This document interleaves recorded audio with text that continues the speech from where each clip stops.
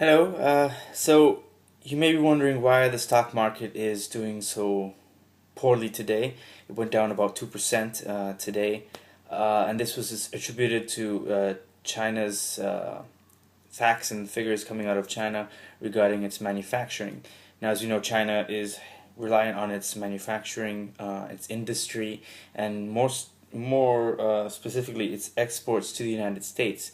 The China's weakness in reporting these figures uh, is it's affecting the world economy, um, and we can see that it could be I'm not sure, but it could be related to the taper.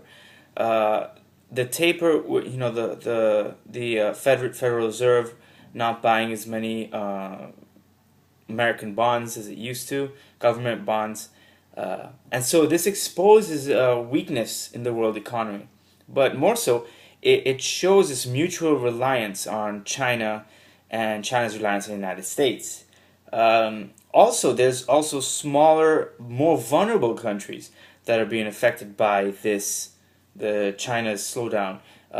Argentina, South Africa, Turkey, and they're saying now that Australia might be affected by this depreciation of currencies, and this is all stemming from the taper and decline in Chinese manufacturing.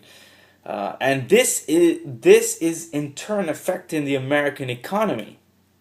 So we're seeing a situation where, as usual, we have a contagion.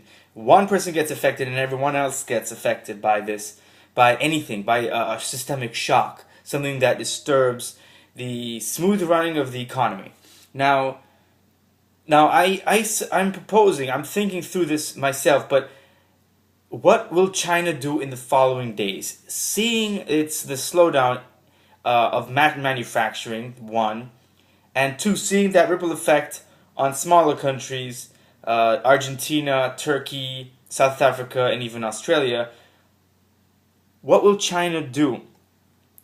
Now, the definition of a hegemon from international relations is a power, a country, a state who is willing and able to bail out the system during times of crisis to ensure its smooth running, its smooth functioning. America, United States did that after World War II with the Marshall Plan. It bailed out Mexico in the 90s, and I'm looking for in the next couple of days is China's activity. What will it do with its manufacturing industry? What will it do to encourage that growth? And also, what will it do in response to the countries that are being affected by the economic uh, uncertainty at this time? So the next couple of days, uh, we should be very for me should be very interesting, and the more so though for world stability and security and so forth. How will the United States react to China's role? Will the United States give China this space, invite it to as a major player in this the capitalist world economy, or will it try to compete with China to be this kind of hegemon, the person who bails out? So for me, the next couple of days is gonna be very very interesting. I think that in order to have smooth relationship, the United States and China should work together to kind of create a fund or a mechanism, either through the IMF, already existing institutions, or create one that would be that would share the political aspect of the relationship, um, and just diplomatically solve the problem that we're having now with the economy.